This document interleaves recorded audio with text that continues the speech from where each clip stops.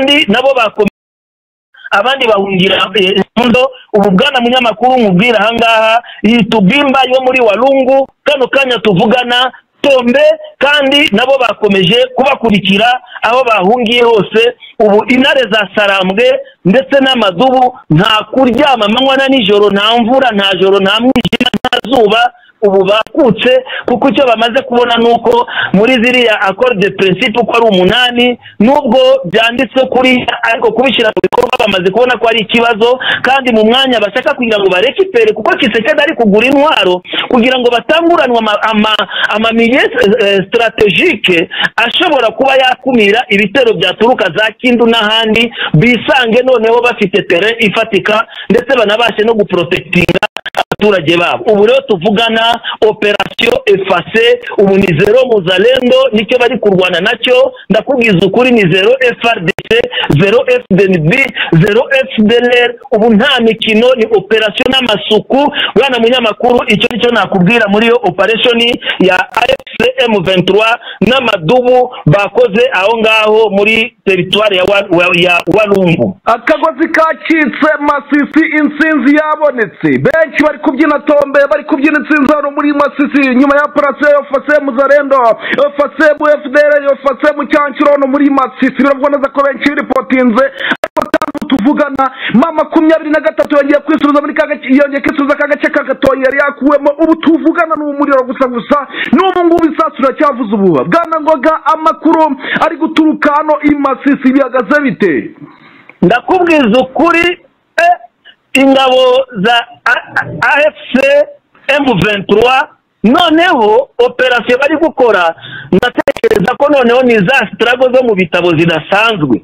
Noneho umva kumbe kuko twavugaga murabizi yuko mu makuru twababwiye yuko Katoyi wazalendo bayigaruriye kuko nago twajya tugendera mu masantima. Nibyo nababwiye ngo tugomba guharanira agaciro ka cano n'agaciro ka personalite mu kuvuga amakuru kuko ngo tuba tuvuga amakuru bamwe mutuzi abandi mutwumva. Nshimira cyane n'abakomeza kunsuhuza nubwo nabazi no kudushimira ku makuru tubagezaho, nanjye ndabakunda kandi ndabishimira. So rero iracyo mu byukuri wazalendo kuza kwisubiza Katoyi kumbe ni umutego M23 yari yakoze, iragenda irafrakinga yandika muri ya rero baje gukuramo basiga nka L iri ruguru inyuma ya wazalendo bari baje gufata iyo Katoyi. Bagezemo centre ya Katoyi yose bayinjiyemo. Muri kwa kwinjiramo rero nibyo bavuga ngo on ne peut pas chanter la victoire avant la guerre. Icyo rero bagiye bishimiye insinzi, baratangira abanywa yoga, baratangira barabyina, batangira bahamagara amarezo sociaux kugira ngo bababwire ko bigaye Katoyi ndetse bagiye gufata na Kazinga. Ndakubwiza ukuri muri uko kwirara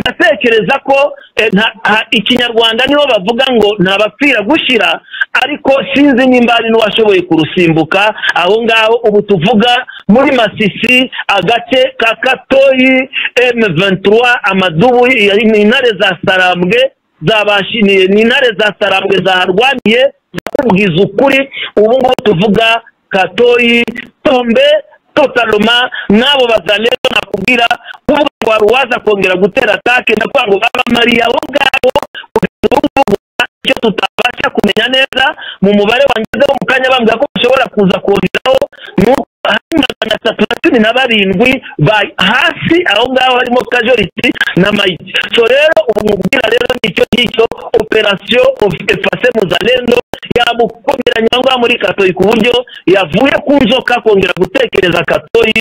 Bwana munyamakuru, ndetse barenze na Katoyi bakomeje iyo ngiyo imbere. Ntabwo rero twajya kuvuga ngo tujye kuvuga igice kindi cyafashwe kandi tudafite amakuru, ahubwo mukomeze mutwitegeze, ukomeze tubakurikiranira amakuru. Nihagira kandi gace gafatwa ndababwiza ukuri turabagezaho amakuru mu yandi makuru akurikira. N'amakuru imbere ku rugamba ku kigo cy'imurwano ku butaka bwa Kongo. 23 ubutumwa yamaze gutanga amafaranga yagenda Kisekedi n'umuturongo utukura. Nimba Kisekedi ashaka kugira ngo amasezerano akomeze arambe asagambe kandi mu by'ukuri ibyo yifuza bigerwaho, ubu ngubu 2023 yaciye umurongo